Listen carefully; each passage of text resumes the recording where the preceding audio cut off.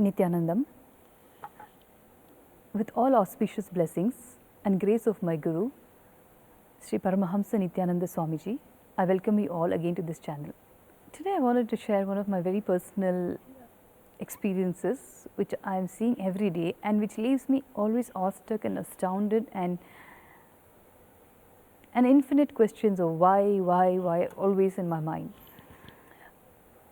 Before I met Swamiji, I was a voracious reader, and few of the books I read was his philosophical or the biographies and the autobiographies of many saints written by either by the disciples or people who lived around him, like Sant Jnaneshwar or Paramahamsa Ramakrishna's disciples or Bhagavan Ramana's disciples.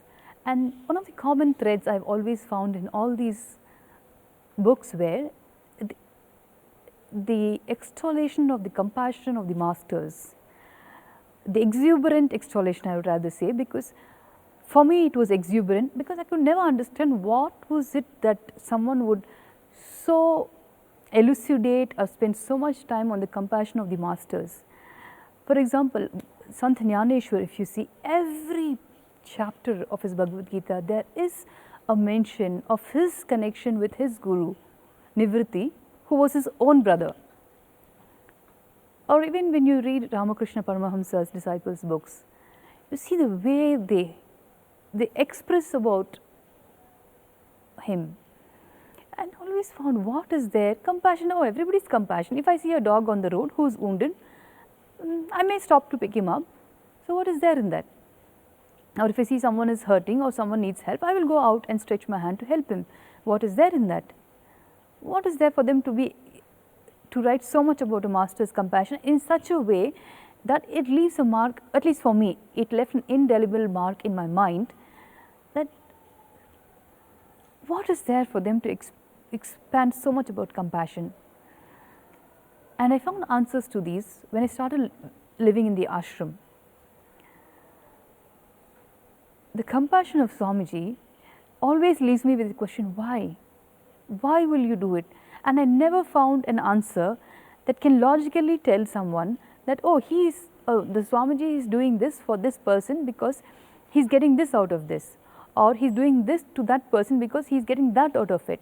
There is no logical reasoning to anything, just the pure space of compassion to his devotees is just astounding.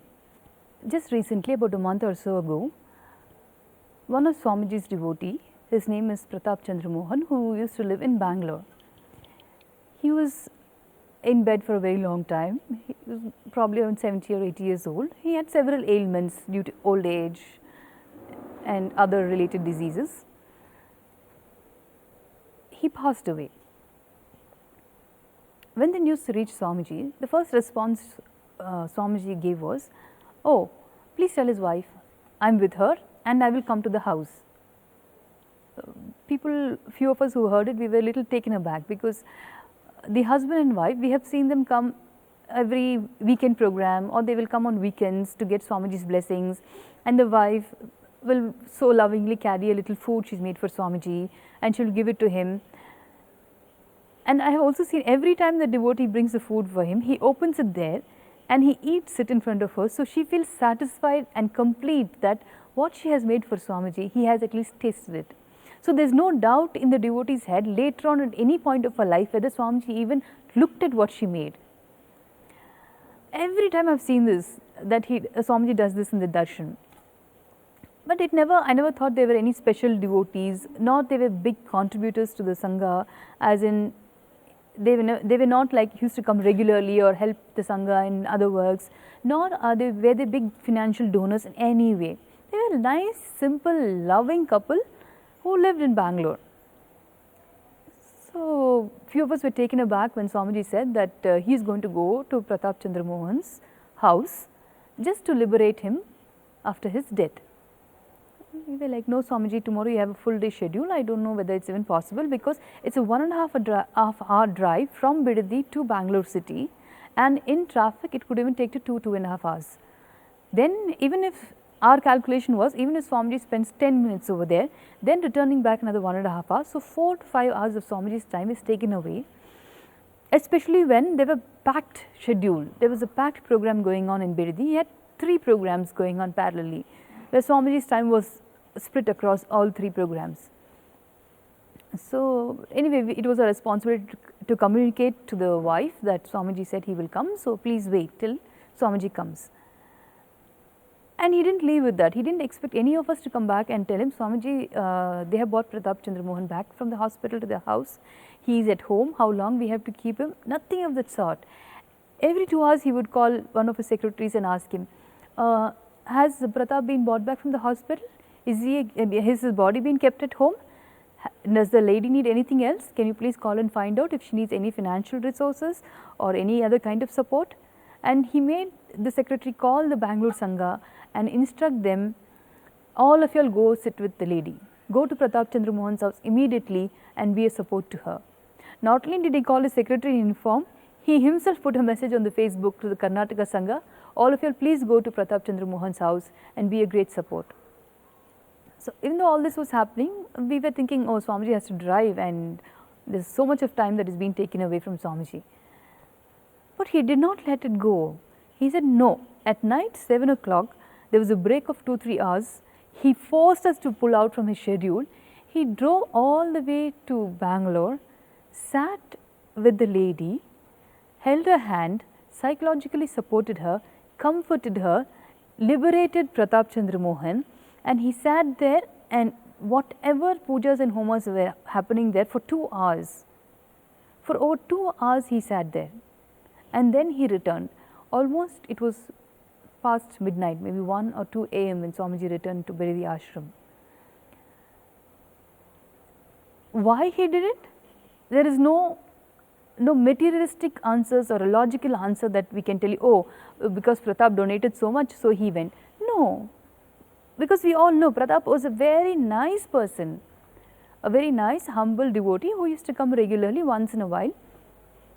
That was it. Other than that, he had no great affiliation with the Sangha, nor he had spent time, nothing. Why he did? Just because the soul had called for Swamiji, the devotion of the being had called for Swamiji, and I have seen this repeatedly happen so many times.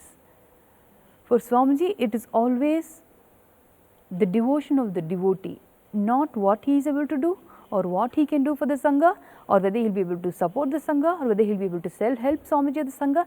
That had never been a factor in anything Swamiji does. And I have never seen anybody like him in all my interactions with various people across the world. Because everywhere there is some reason why we do something or the other. Supposing I do for my family, then oh, I am helping my sister, I am helping my friend, or I do it for a feel good factor. This is just one of the instances that I am happening to share with you today.